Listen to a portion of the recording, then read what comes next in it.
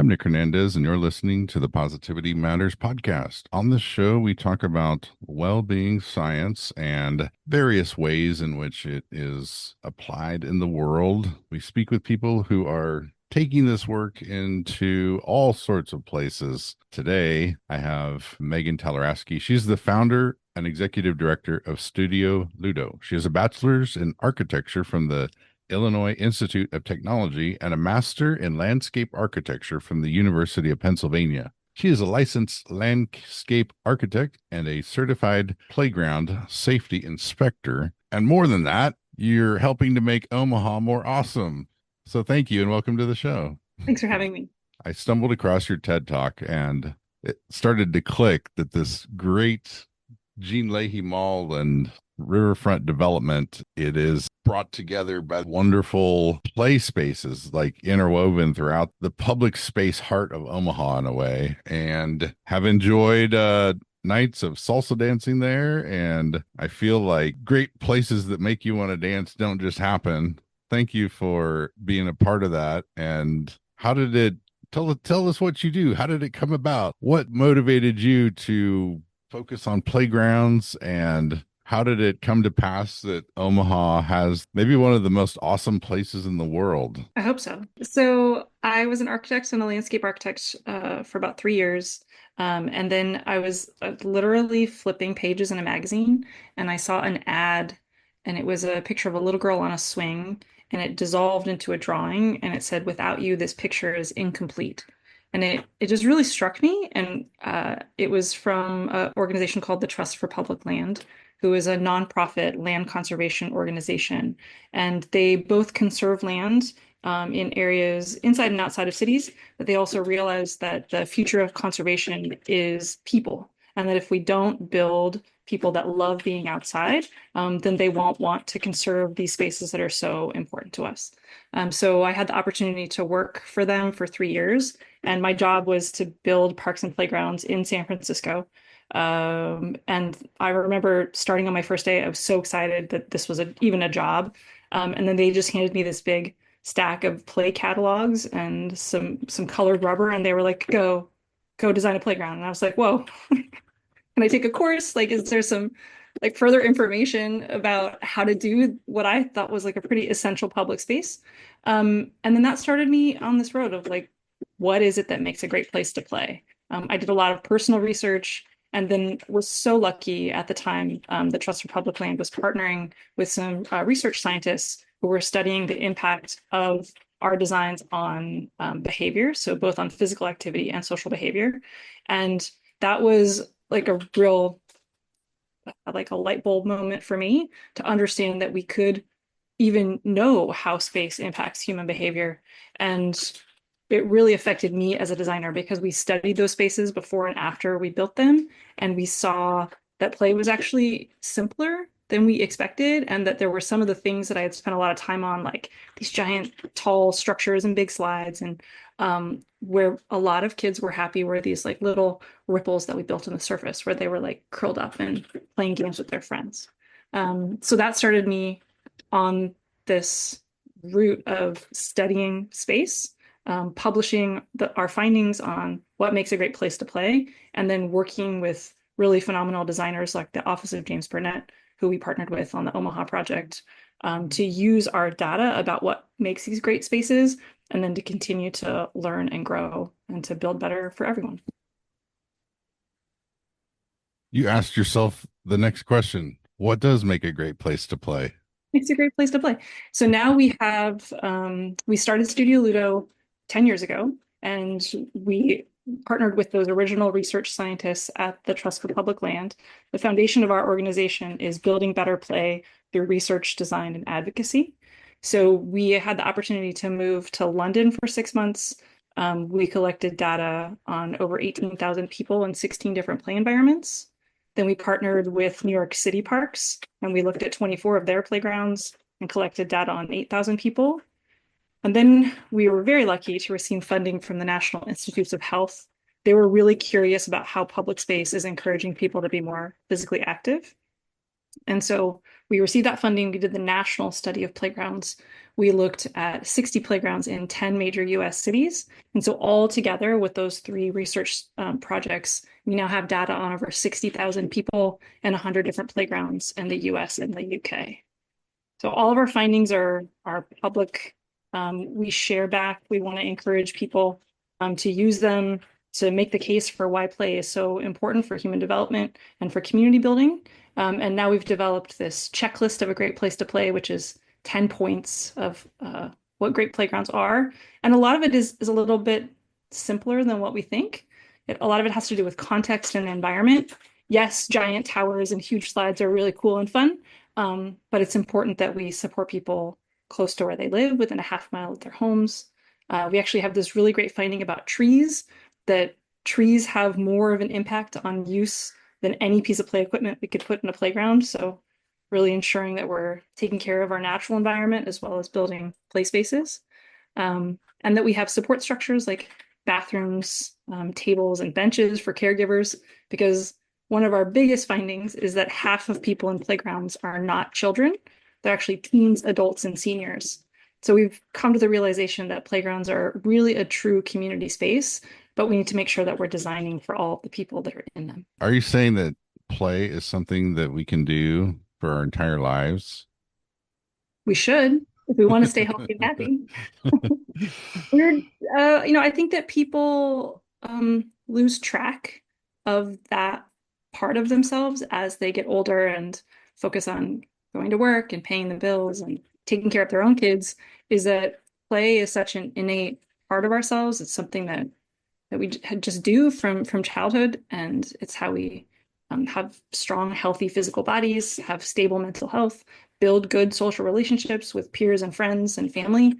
And it's not something that stops when we're kids. It just evolves as we grow. And you were talking about salsa dancing. That's a great way of playing. Pickleball is a great way of playing. Puzzles, board games, all of those things are ways that we light up our brains and we continue to grow and we continue to foster healthy social relationships throughout life. For more salsa So dancing. you're studying what I think is the coolest thing, play. Do you feel like you're playing while you're studying Yes. sometimes? The way that I play, I think probably looks different than other people. Like, I really love watching people. Maybe that's creepy, but I love watching people, seeing them light up, seeing them cackle or like shout woohoo as they shoot down the bottom of a slide. Like, being able to design a space that gets people out of their little box, their like little 9 to 5 like box of, go to work, plan the meal, cook, clean, that, do it again. But shakes them up a little bit and it reminds them that life is beautiful and joyful, and we deserve opportunities to shout woohoo occasionally. That is awesome. There's various strengths finders. So we looked at some of these strengths are embracing curiosity, humor, perseverance, bravery, and teamwork. How do you see those coming out through your work? I think always wanting to know more, wanting to do better, being curious about people and what makes them tick, and how we can get them to be more playful. Play is a big foundation of what I do, and I'm always really thoughtful about what makes me happy, what lights me up, what brings enjoyment and joy into my day. So I've been a rock climber since I was a teenager. It's a big part of growing up in Northern California. I used to teach kids how to climb. I love how movement in climbing is a puzzle. So it's both um, lights me up mentally and physically. And I want to give people that opportunity to reconnect with that physical part of themselves. Because I think sometimes we forget, like we're so focused on mental development sometimes that we forget that we're physical bodies too. And that working your body in a fun and playful way, um, it just gives you this like amazing endorphin rush. And it's why people, I think, as they get older, they start running marathons or doing like tough mudders and things like that. Rock climbing is the same, or swinging is the same. At FDR Park, which is a new playground that we helped build here in Philadelphia, we actually designed the largest swing set in North America. It's called the Mega Swing. I say it's not named after me, but it should be. Um, and it has 20 different swings, and it lets 30 people swing together at the same time. It's this giant oval in the sky. And it's right in the kind of the heart of this beautiful lagoon. There's tons of birds, these beautiful mature trees, and it's just such a really lovely experience to just be hanging out and swinging with friends. And it's been funny to watch. There's actually like more teens and adults at that swing than there are kids a lot of times. Nice. Okay, I've just brought up a picture of some of this swing. That is so I cool. got to take a trip to Philly now. Yeah, so I see that you're a lecturer at the University of Pennsylvania. I'm curious as to the folks in the Positive Psychology Center, if they've ever knocked on your door. It seems like play is kind of vital for human flourishing and well-being overall. And if not, that's just like maybe uh, planting an idea, because I think the first masters in positive psychology in the world got developed right there at the University of Pennsylvania. Um, and here's a little connectedness between Philly and Lincoln. When Don Clifton, who kind of built the Gallup organization, heard Martin Seligman give his presidential address when he was the head of the American Psychological Association. I'm picturing this, that when Martin Seligman is saying psychology is half baked, and by that he meant that we've done a lot to study what can go wrong in life and how to get back on track, like mental illness, alleviate suffering from that.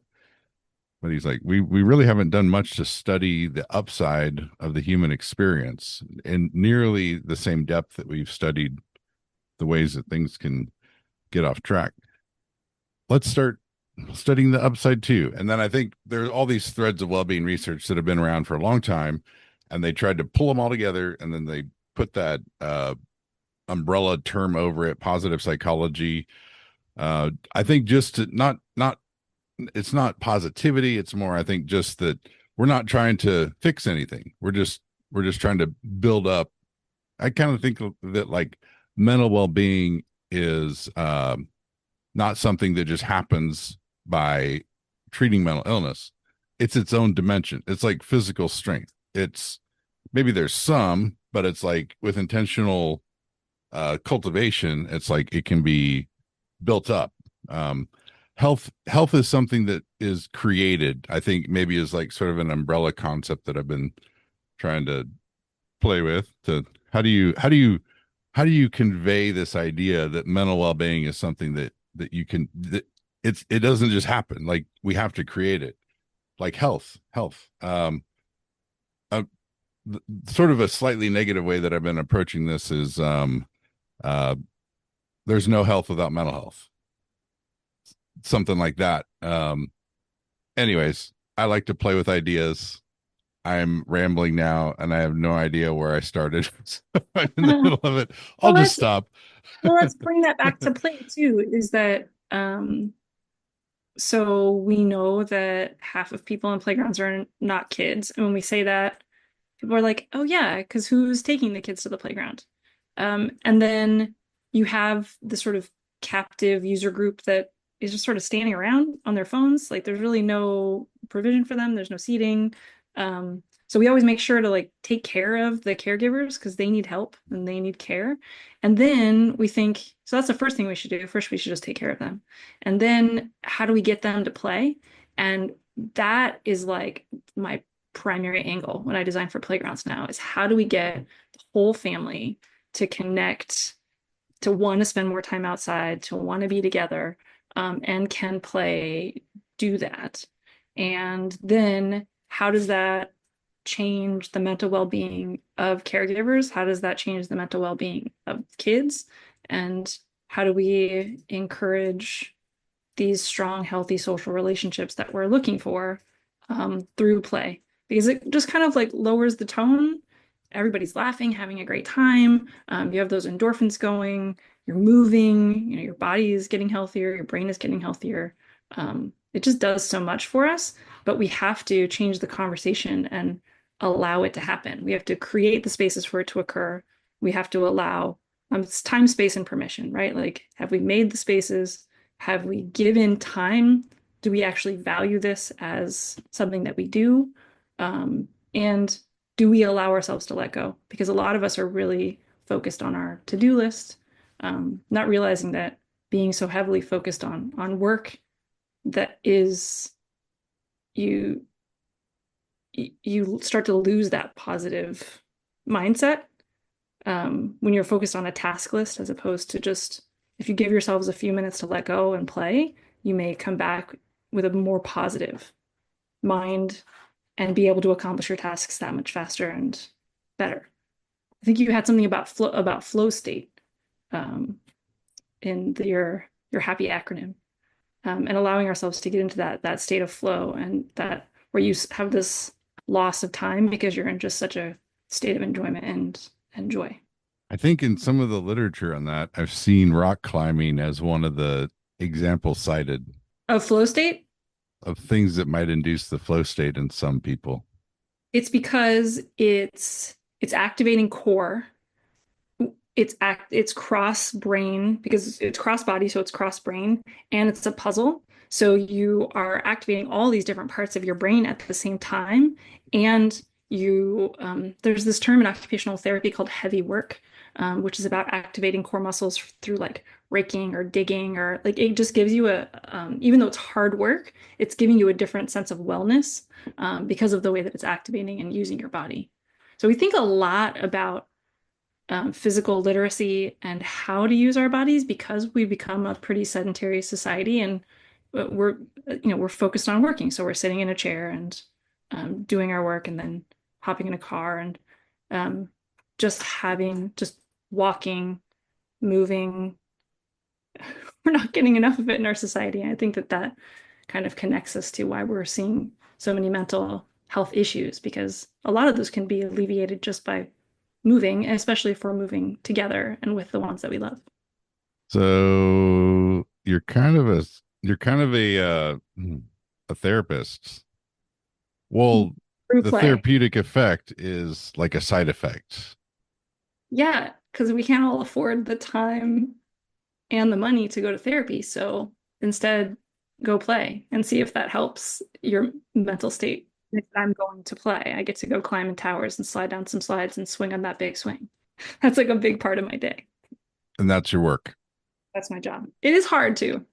It's not all fun and games. That is kind of a feels like a generative cycle is happening there where your play elevates the degree to which you're inviting other people to play. Mhm. And there's like these ripple effects that create greater ripple effects. It's not just a perpetual motion machine. It's like uh the activity of this like grows bigger. Well, I think it's important because I'm a caregiver myself. I have two kids. They're 9 and 11 now.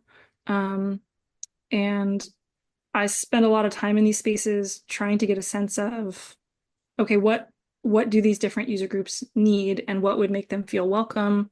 How would they feel a sense of belonging? What would encourage them to move from being sedentary and just being a watcher to actually engaging in this experience? Um, Thinking about different body types and different abilities and how do you provide a sense of variety and welcome. Always thinking about how do we invite people in and why would they want to climb to the top of something and slide down and then do it again and again. Those are good questions. I mean, think about the slides in Omaha that have been there since what, like the 60s or 70s. We had to keep those slides because that's like a cultural phenomenon in your culture. Like everybody has a memory of going down those slides at some point, and we had to keep them. That was like the one thing we had to do when we were thinking about the Omaha project. And not only that, but we had to fix them up and make them even more fun. I have evidence that it's working. I'll show you after the podcast. But so like flow, you brought up flow. Do you have any how about like your favorite flow memory and a favorite play memory? And then let's talk about play memories. So my favorite play memory, my dad was a big fisherman, and there's a river that flows right through the center of town. So we would go with him, and obviously fishing is not my play. That's his play, but that's not my play. So there were these really awesome trees that would like hang out. The limbs would go over the river, and we used to dare each other to climb out as far as we could before we would fall in. So danger, risk, heckling, like those are all part of the play experience, right?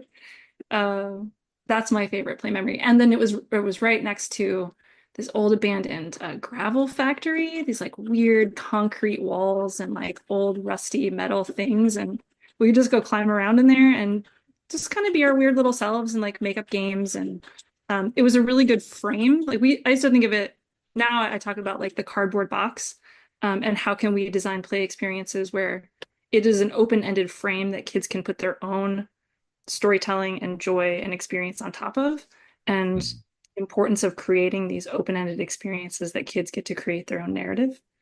And I always think back to like giant trees and weird old concrete gravel factory as the basis of my childhood. Awesome. How about a flow experience, or were those one and the same? No, I mean, you were talking about climbing, and so I've had the opportunity. It's funny because I grew up in Northern California, which is a big climbing place, but I didn't start climbing there. I actually started climbing in Chicago, where there's nothing tall except for the buildings, I guess. But that's where I met a community of climbers, and so there's this whole social aspect to it of going out and climbing together, and we would take all these trips into the Midwest to some pretty epic places. We went to Vidavoo, Wyoming, which is this giant pile of boulders in the middle of Wyoming. And that's absolutely where you hit that flow state where you're just kind of zenned out and just trying to find the next placement of your hand. And you don't have to worry about anything else except moving your body in the right sequence to get to the top. And so that level of focus and it's like a puzzle for your body. And then it allows you to kind of let a lot of things go.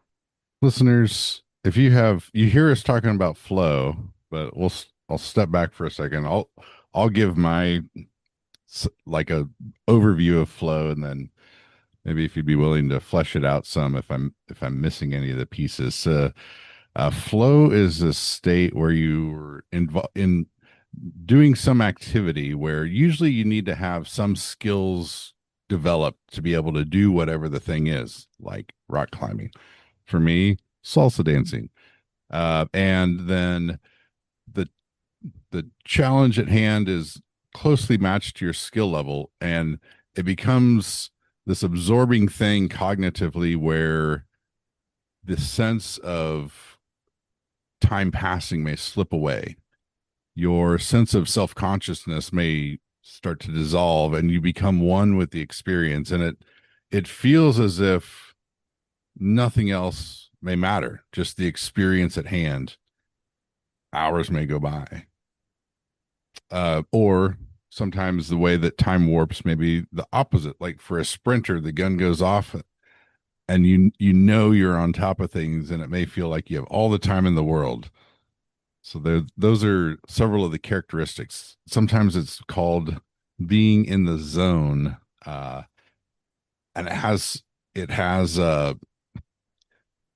very beneficial effects for us. It's basically the value of whatever it is found in the moment. It's not about what are the effects going to be. It's intrinsically valuable experience. That's sort of my some of the things that I think about when I think about flow. And I think it's a state that children can achieve pretty naturally when they're playing. If we give them enough time to play, that's always really important to think about the amount of time that they're engaged because we work with kids in play settings frequently. We also do a lot of children's engagement where we ask them to build models of the coolest place to play. And it's always like really chaotic and really loud and really crazy. And there's this like grasping and shoving and like trying to get resources. So there's like a resource grab at the beginning when we do these kinds of activities. And then it hits about the 15-20 minute mark. And then there's just this lowering of sound in the room where all of a sudden every kid hits this moment where they're deeply invested. And so that's when they've hit that flow state and you can see them. We try to provide them enough resources so they can get into that state faster. So they're not so concerned about like, I got to get that stick or, whatever cool sparkly thing we brought that day. Um, and it's in that flow state that you can think differently and experiment, and maybe the rules don't matter. Um, and I think it's really important when you talk about the flow state from a scientific standpoint, is that we have this fight or flight response that we engage in when our body or our brain feels under stress. And so it activates our parasympathetic nervous system, which is our heart rate and our breathing and our digestion. And these are all things that just happen sort of naturally and we don't think about them. But in a fight or flight moment where your body is like cheetah alert, or there's some highly stressful thing, and so it actually stops that. Your breathing changes, your heart rate goes up, you get flooded with endorphins so that you can get ready to run. It actually lowers your digestion. So when you go into a flow state, all of those, all of that natural reaction that your body is doing is calm, and your stress response is lower, your shoulders lower, your breathing is more regulated. So what's so great about going into a flow state more regularly is that you are lessening that trigger and that need for your body to constantly go into that hyper aroused state. And it just helps our overall stress response. That's why play is so great. That's why swinging is actually really great. Linear motion is super calming to our stress response, to that parasympathetic nervous system. So there are certain ways that we play, certain ways of activating that flow state that really help with what we all know as grown-ups. And as I'm talking, like when I said like when we raise our shoulders and we get that like tightness of like, oh God, like I have a deadline, I have like an avalanche of emails, or all these things that are constantly hitting us. And then how do you calm down your body, calm down your brain, um, and just tell yourself that I live in the modern world and I'm not running from cheetahs. So just chill. That actually sounds like a fun thing to do, like race a cheetah. Except race a cheetah, not be chased by. Be chased by when death is on the line. That's awesome. Um, so I went to uh, kind of a celebration. I helped create half of a celebration for the International Day of Hope recently, and um, the morning portion was a little bit like compassionate uses of this hope science, and then like using it to think, using design thinking actually to think about like life, like our life's blueprint.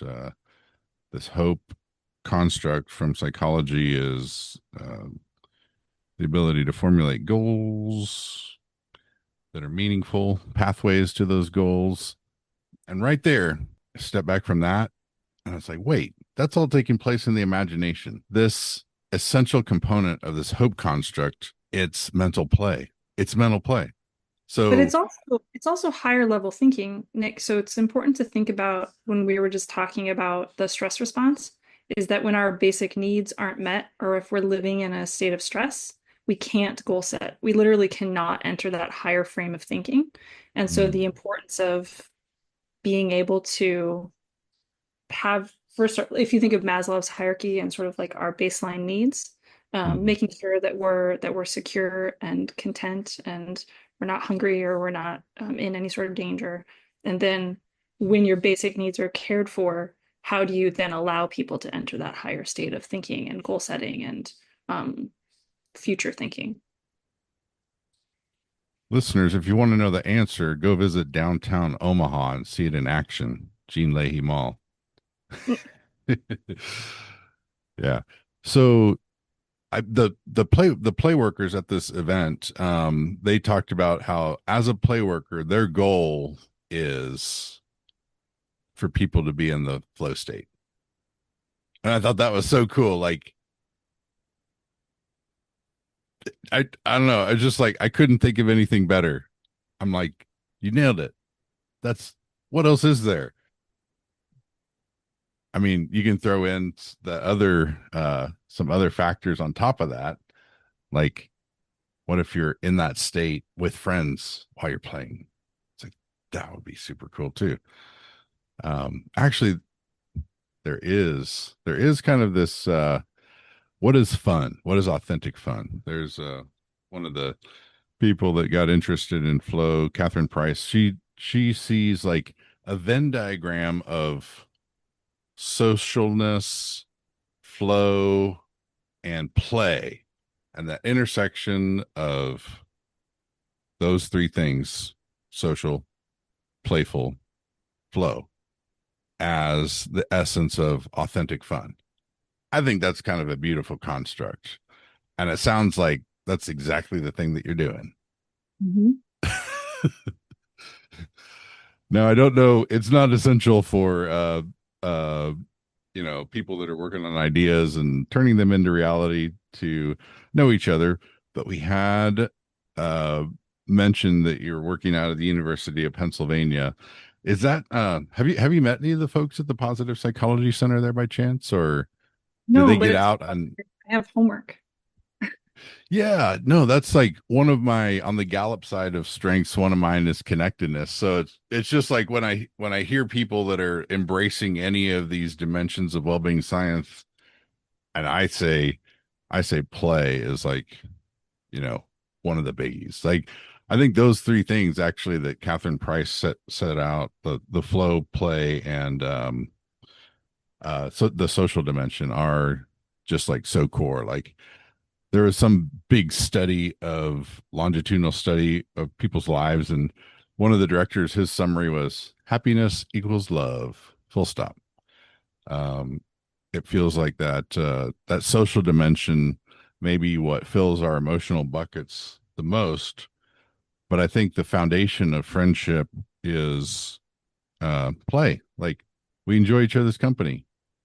Usually the bonds of friendship, they begin in some form of playfulness. um, and so like your what I think the work that you do, the kind of work that you do is like laying the foundation for friendship also in communities. And that it's like I think that's maybe a um sort of something that's not quite as maybe there is intentionality about that, but like the Well, play. we were speaking before about how play transcends language and that you can play with someone even if you don't speak the same language as them or have common experience with them. Um, right after COVID, we wanted to take a trip with our kids. They were 6 and 8, and we took them to Iceland, and it was so fun to watch them. They obviously do not speak Icelandic. My children are not that advanced, and they would just play with whatever kid they found. And it was awesome to see that it didn't matter that they didn't speak the same language. So then I think about our society in the United States and differences that we have here, different languages, different cultures, and play transcend some of our differences. And by playing together, can we find common cause and common purpose? That reminds me of these like salsa dancing and swing dancing conferences. It's like they're international, and you may not speak the same language. I Still speak dance with someone. dance. Yeah.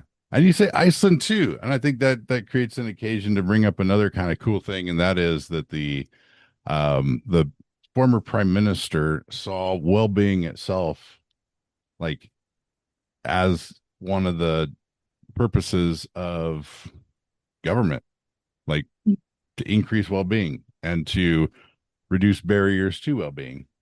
Katrin Jakobsdottir, uh, looks like from 2017 to 2024 had that as an interest. So you were in a place where they had a prime minister that had well-being like right at the center. Not that that's has anything to do with anything other than you said Iceland, and it just gave me the opportunity to say, if you're a public policy maker and listening to this, please put well-being at the center of your mindfulness about what you do, and especially play and flow. and social connectedness.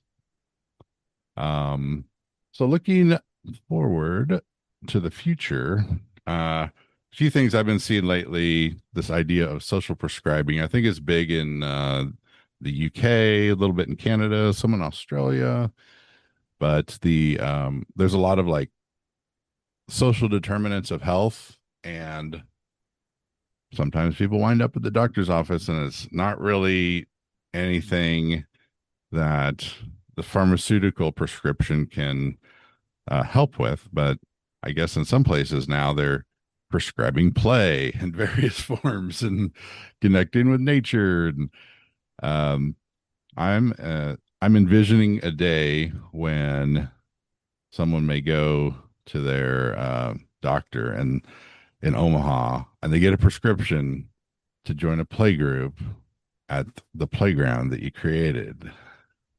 Well, there's already park prescriptions because we know that there's a lot of benefits to just being outside and moving your body. So then if we could add play on top of that and we could show the benefits to mental and physical well-being, I think that's like my ultimate goal. What does that look like going forward? You've done the development of an empirical foundation. You've been building playgrounds. Um, I'm picturing things like more playful homes, more playful workplaces, Well, and with I the think continued, emphasis in public spaces as well. But what does the future look like for you? What do you want to be doing? Well, our next study, so all of our research projects build on each other and they Hmm. always open up new questions. So the biggest one is if half of people in playgrounds are not kids, well, what is it that they want? Like, what would get them to be more playful? So our next study is actually looking at spaces like the Omaha Riverfront Project where play is an anchor, but there's a lot of other amenities that support people of all ages to be outside and to be engaged. But then also exactly what you're talking about is this added layer of programming and events. So it's not just about the space, but it's also about what encourages people from all these different groups. Like everybody's play is a little bit different. It's important to identify what lights you up and what your play is, especially as an adult. And then can we have public space where that's on offer? Because the goal of public space is to build community, right? Is to provide these novel, exciting experiences that want to get people outside, being more active, enjoying being outdoors and enjoy being together. And so that is my goal is what is it that makes a great play space tick for people of all ages so that play can continue to provide that physical health, mental stability, and social wellness throughout our life. And we can continue to use play as a foundation for building great community. Feel as a maximizer that like this play is the most important thing. I can't quite say in words like what that looks like. It's just kind of like this intuition that there will be a much greater awareness, explicit awareness of the importance of play and the embracing of play. And some people are skeptical, and the fact that you've gone about this with that focus on, the evidence. There's a lot of people from Missouri. Show me. It's the show me state. Like, so I think that the way that you've done it, like, uh, fills me with hope. Like, so I Well, I mean, really love that. the tides are changing. The way that we do play in the United States has changed even over the 10 years that we've been an organization. And the goal of Studio Ludo, the reason why we're a nonprofit, is that it's not just about building great space, it's also about changing hearts and minds. So it's doing the science, talking about the science, sharing. We're very interested in the sharing economy of raising all the boats, share knowledge as far and as wide as we can, because we can't design every cool playground, although I'm always interested in designing more. And our goal is that we are creating these phenomenal public spaces that people just want to spend time in with their friends and loved ones. But thank you so much for being a guest on the show here. Well, thanks for the opportunity, Nick. I really appreciate it.